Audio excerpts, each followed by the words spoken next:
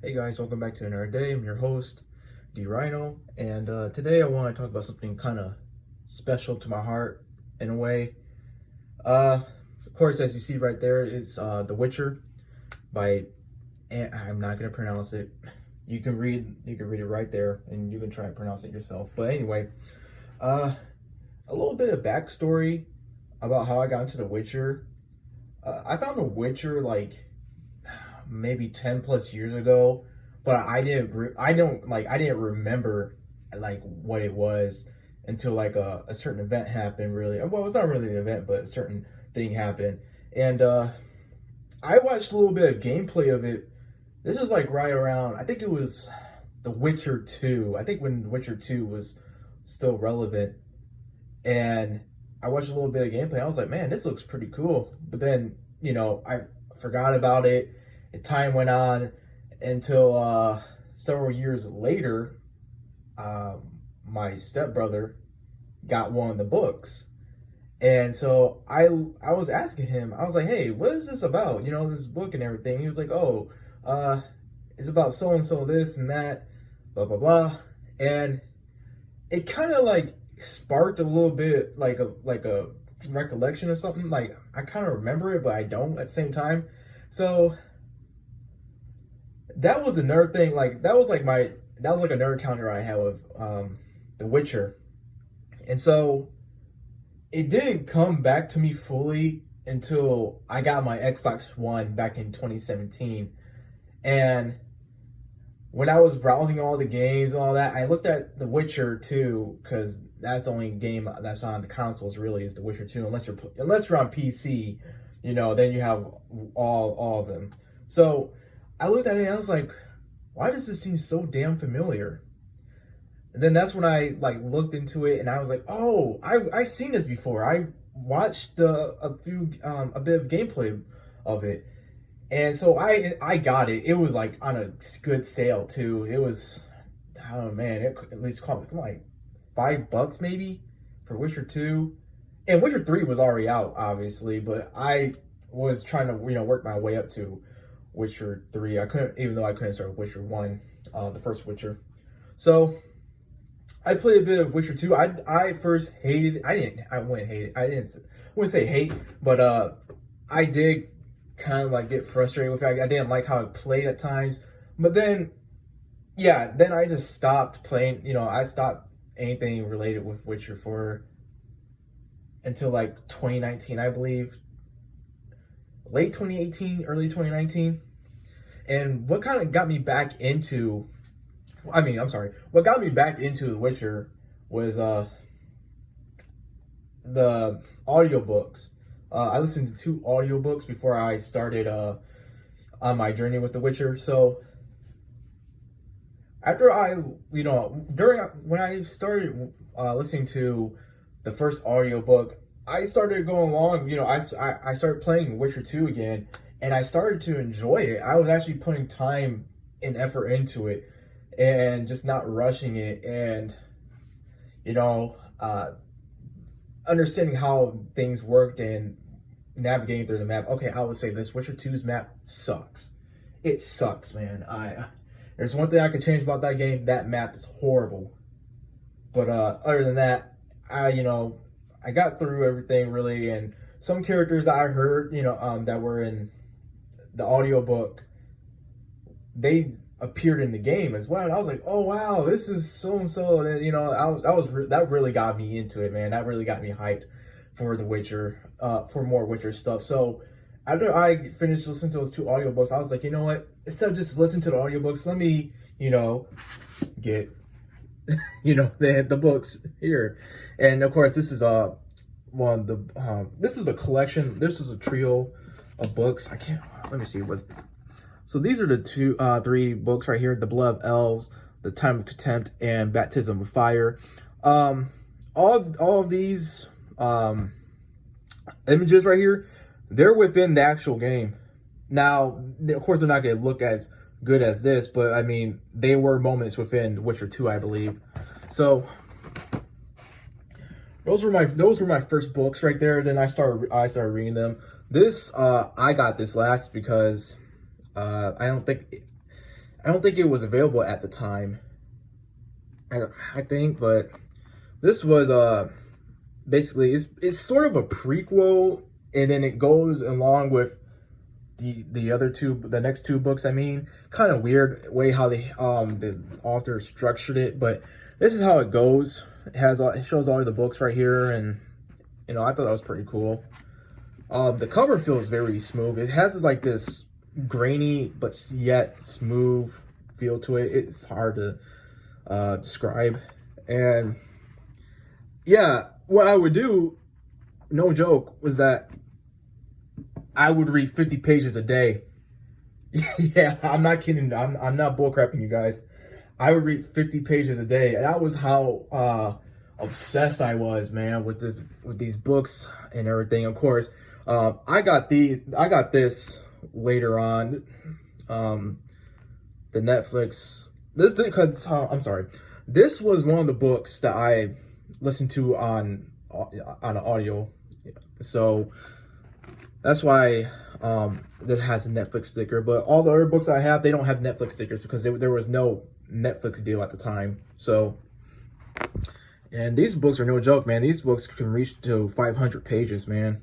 Now this one is one of the smaller ones, so thank God this one I could get past that one easily. But that Season of Storms that I previously just showed you guys, that was around almost 600 pages. Sword of Destiny. This was the other book that I listened to on audio. So just so many. I don't know why I'm opening the books for you guys, but I think it's just to show you guys like how many pages are there in there, man. Like maybe it looks so different to you guys on video format, but if you actually see these books, man, it's just they're thick. They're thick, man. I wish I had hardcover, kinda, but I'll do. You know, I'll go with the actual paperback. Oh yeah, and this is the Blood of El, so that's part of that collection right there. And I love the art cover, man. It's so good. Now this one is real smooth. This one is smooth. It doesn't have that grainy feel to it, but anyway, give a little bit of context of this. Geralt was fighting some kind of like mutated creature within Witcher 2. It was an okay boss fight. It wasn't hard. I'm glad I prepared for it because if I didn't, I would have been, I would have had no chance. So, all this, man, I would definitely tell you like this, like the, you know, story of these books. Well, if each book, well, I can't remember for the life of me, man. I read these books like 2 years ago. So, I mean, plus I was just going back to back to back with these, man. There was no stopping me. Anybody that tried to stop me, well, there would have been hell on wheels. So, but all of this, man, I cannot believe that I read these books. All of them. I cannot believe it. Tower of Swallows. This was a good one. This is probably one of my favorites. The characters in these books, man, they feel so well-rounded. Like, none of them don't feel flat at all. Unless they're like an obvious, like, just one-time character. But, there weren't too many of those, really. It felt like it was all connected. And it just, oh, yeah, this is, like, the largest one, too. This one is, like, 531 pages long. So, yeah, that was a journey, man. But back to what I was saying before. Those characters that were in the books felt so real in a way. And I know it's dark fantasy. I think it's dark fantasy. I could be wrong. But it worked, man. I liked everything about it. I love the lore. I love the world building. I love what these characters went through, and it got intense at times. It really did. It got so intense, like, oh no. I mean, there is one moment that will always stick with me because it was so messed up. I won't say it. You guys gotta read it for yourself if it interests you. If you watch the Netflix adaptation, it was okay. Henry Cavill, you know, definitely my Geralt. He's pretty good with it, but There's some things that the Netflix adaptation didn't capture right and just added and just didn't need to be there. But you know, it was still good. It's good. It was still good overall. I'll give it an 8 out of 10. I just didn't like how its timeline format was. It just for people who never read the books or I guess even play the games really, even though the games are set after the books. Uh, People would be easily confused, and I had a lot of people talk to me like, "Hey, what's going on here? Can you tell me what when this started happening?" Like, and I would break it down to people, like, because I'm the guy who read all the books, and I'll tell them like, "Yeah, this doesn't happen. This happens in the past. This happens right after all this," and just basically be a shaman of like putting things together for people, I guess. Next one I want to show you is like a comic, but it's a big book, man. It's a comic, but it's big. It's volume 1, and the art inside is spectacular. I am so impressed with this art inside, man.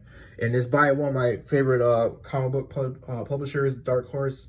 I mean. And I gotta be careful because I don't want to land on a certain page, and because it does show nudity. I will say that it does show nudity, but just to show you guys some of the art here, I mean, and I think it does take some stories from the book. If I remember correctly, I think it does do that. And I think there is some original stories. I could be wrong. Like I said, it's been a long while since I read the books, but I am so impressed with this art. This art is just legit, man. Where is it? I'm gonna show you guys one more page, and then we'll go to the next one because I don't want to take up too much time. Oh yeah, the Fox one. Oh man, that was a good one. That was actually in the books. That was a good story. But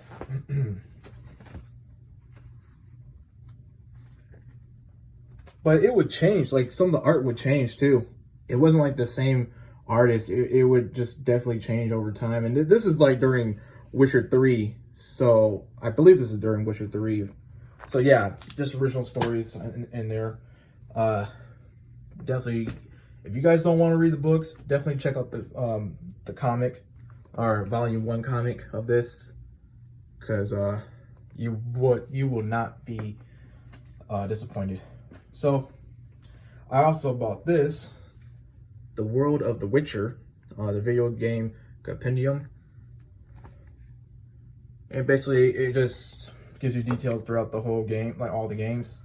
So you would just see this. And then it will show you like character profiles, like this guy, which is the important character, by the way, in the second game. No spoilers though. And it will just basically tell you like what went on basically with the three games, how it leads up to the third game, I think. Like I said, I haven't read that in a long while. Now this one, kind of unfortunate though that I didn't read this one. I thought about reading it. I just I don't know. I couldn't get around to this one for some reason. It wasn't like it wasn't anything bad. I just never got around to it. Like honestly, The Rise of the Witcher, a new RPG came. I can't tell you much about it. Never really read it. Obviously, the plastic's still on here, and I had this for like probably 2 years. So it's all good. It's all good anyway. Next one up. Now, what could be in this pouch? I'll tell you what's be in this pouch, man. Oh yeah, the actual medallion. Fun fact about this: there's like 2 versions of these. There's one that's like it doesn't have the gems in it, but this one had this one I got has the gems in it. It's red. I don't know if you guys can see it, but This only cost me $10. You would think that it would cost me at least 20, but no, this cost me $10. And the price didn't rise up between the one with the gem eyes or the one that didn't have the gem eyes. They were both $10. So the only thing about this is that the actual necklace is short. I don't like that. Maybe I think it needs more room. You know, like, I don't know. It needs to give people like more of a neck space, if that makes sense. I don't really wear necklaces until I got this. I was like, oh hell yeah, I'm gonna wear this, all right. Next one, I still gotta get the other part of this, but these are pint glasses, Witcher 3 styled. Geralt, Ciri, and then here's the other ones right here that I should get, but I don't know. So these are really nice stuff, man. I'm very grateful that I got these, man. These weren't even presents. This was stuff that I worked up towards, man. No, I was not gifted any of these. I worked up towards it. I would put away some like money and all that just for my hobbies, and I just started collecting. So here's one of the characters. I don't know if you guys can see it. I'm sorry if you guys can't see it, but this is Emil Rages Rochelle. I can't pronounce that. Rochelle Terzef Godfrey. He is a vampire. He's a higher vampire. Probably one of my favorite. I think he is my favorite character within The Witcher. As you can see, you put that on him and all that. Then it would tell you like, here's what's coming next and all. But I love this character. I love when they introduced him. I love what he did. He is the best character I've seen within. I'm sorry, not seen, but actually within the book series, because he's so useful, man. He's Geralt's homeboy. Let's just say that if Geralt ever wants to rely on somebody, it'll definitely be Regis. And speaking of Geralt, here's the man himself. This is Geralt Grandmaster Feline, so he's wearing the Feline set. And these Witchers have like different classes or schools. I mean, there's like the Ursine, the cat, the wolf, and a couple of others I can't remember. But they all deal with different prospects, really. I say they all, what they have in common though, that they kill monsters. But say like I think the wolf deals with like diplomacy in a way, but it's not like how the Ursine, I think it was the Ursine was the one who would deal with diplomacy the most. But then like the School of the Cat, they were basically psychopathic assassins. Yeah. And a little fun fact about the School of the Cat is that they allowed the first female Witcher, not the School of the Wolf, which Geralt is from, but the School of the Cat did. That's like in the I think that's in the early comics. I don't have those. I don't think I even can acquire those, to be honest. So they have it over here. That's what it looks like in action. The soundtrack, I own the soundtrack for the third game because I think the soundtrack in the third game is the best. However, I don't have the physical copy of it. I only have the digital. So, yeah, sorry about that one, guys. If I ever do come across a physical copy, I will definitely pick it up. Probably. I don't know. After what CD Projekt Red did, I'm not sure. So, here's Dandelion or Dandelion. This guy is basically the travel companion for Geralt. You might know him as the guy who created the song Toss a Coin to Your Witcher. I think they call him something else in the series, but he's Dandelion. course, he's the smooth talker. He's the bard. So, of course, you know, he's living up to that stereotype. Oh, boy. Oh, my God. We're nearly done, guys. But I got it's so much to go through. Thanks for sticking around for this one, guys, because I told you, it's a long one for me. Here is Shani. She is a very reliable character who works with Geralt. She deals with medicine, really, and she's not a sorceress. I don't think she's a sorceress. So anything she does, she has to be careful with. And I really like this character. This character is, honestly, I think she's better than Triss and Yennefer, just because of how down to earth she is. That's my opinion. But she is, of course, Dandelion and Geralt. Funny thing about that is that I believe Dandelion was trying to hit on her, but she wasn't having it, and basically she had the hots for Geralt. Really, I mean, his Geralt. Come on now, Geralt Rivia. All right, so this one, I know I'm kind of getting spoiler territory with this, but hey, that's all right. This is called this guy's called Aroden Brecglas.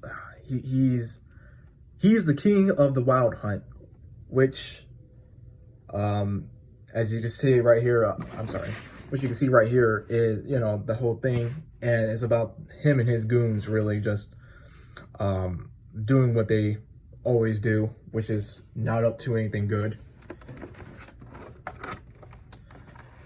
Gotta say, I love the armor.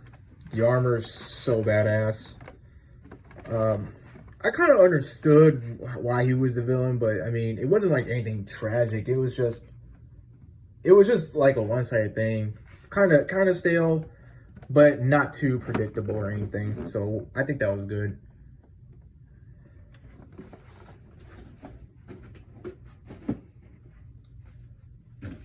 Oh God. All right.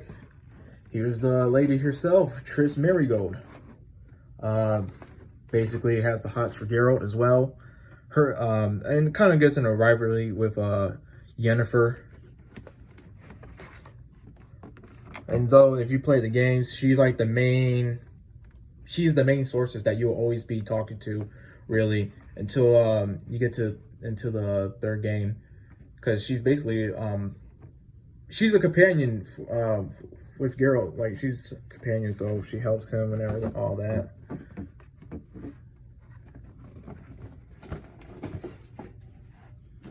She's not one of my favorites, though. I mean, I can respect her and all that, like, as a character, but I don't know. Something rubs me the wrong way with her. Maybe it's because I just, you know, I read all the books, and that's why I kind of see through the bullcrap at times. All right. This one right here is Cirilla Fiona Ellen Rion, or Ciri for short. And I know I'm butchering the names, guys. I tell you, I'm not that great with names. Very important character. Very important character. I don't want to say too much to you guys, reveal too much to you guys. She is a Witcher. So let's just get that out of the way. And she is connected to Geralt. If you watch the Netflix series, then you will come to understand that, you know, who she is, really, and what she is. I don't want to say too much to you guys. Respect for people who haven't. I'm trying my best not to say too much. Here's another version of her. This is Cirilla Fiona, Ciri with the Series 2 alternate look, and I like this look so much. And the actual clothing is in the game too. So, the third game, I mean.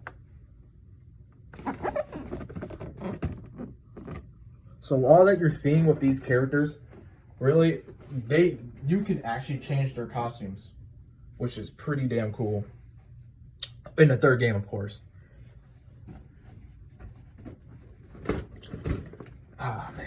I should have this together with the first Geralt. This is the Grandmaster Ursine set for Geralt.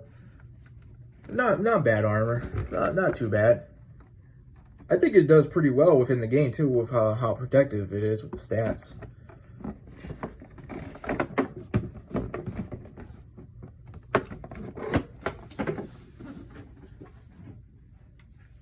Alright guys, just two more.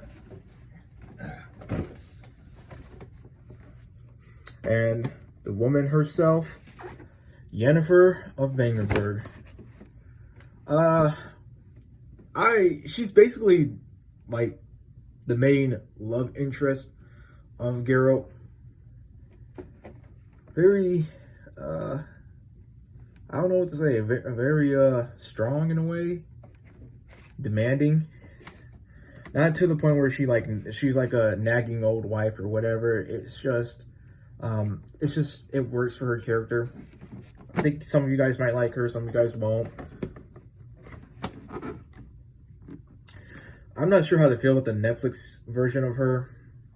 I'm not too certain how to feel about that. I think that was way too much going on for that whole scene of how she became a sorceress, really. I mean, I was getting a little tired of just seeing what I was seeing, let's just say that. And here's her alternate look, this series 2, where everything was all torn because she just, well, I don't think everything was torn.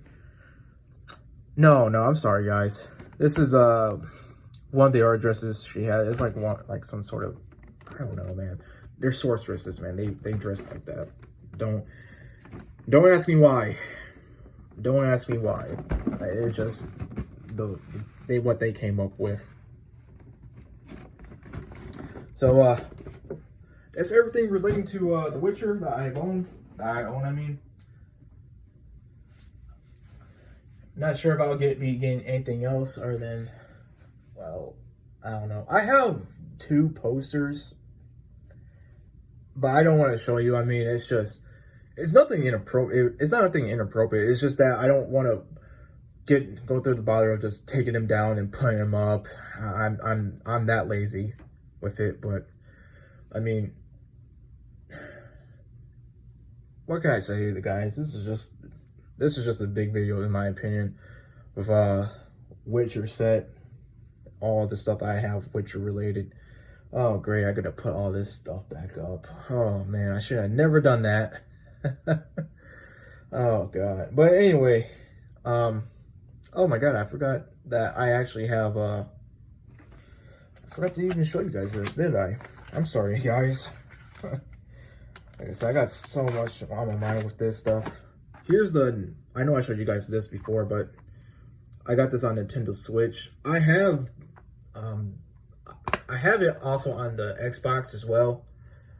As you can see, it's in my Nintendo Switch because the cartridge is not there. But it came with a little case like this. Not too bad.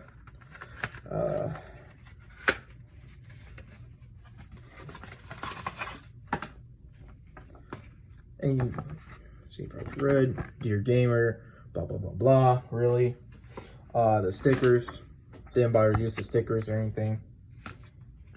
And another guide, basically. I did play this on the Nintendo Switch. And I was trying to adapt to the controls because the controls just, when you go from Xbox controller to Nintendo Switch controllers, man, it threw me for a loop. I was trying so hard to get used to it, but I just couldn't. And I was just testing it out to see how it looked and how it ran. It was running pretty well. So I was so amazed that it was running so well, and there was no problems that so far. I mean, I played like 3 hours on that game, and just doing side quests and doing a little bit of the main mission, and there was nothing really wrong with it at all. It ran fine, ran smooth. Now, yeah, there was a little bit of downgrade in graphics. Of course, you know, when you're switching from console or to PC,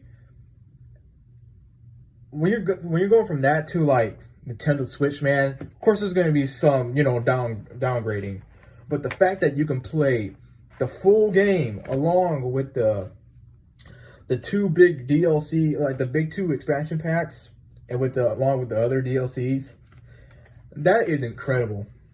That is like that is so awesome, man. I was impressed, and I am still impressed to this day with it. I am lost for words with just how this can play on a Nintendo Switch, man. I was with my friend on that day, and I said, man, I gotta get this. I gotta see how this plays. I love the third game so much. I gotta see how it plays. And once I got it, and you know, I started playing it, I was like, yeah, this is amazing. Just for being on a platform or hybrid console or whatever the hell you want to call it, and just that small, and just is able to handle that. It wasn't like it was not making it like overheat or anything. It wasn't like chugging or anything just to, you know, keep it running, man. It was running smooth. It was running fine. But that's all I gotta say for this video, guys. Thanks for watching it, and see you guys tomorrow.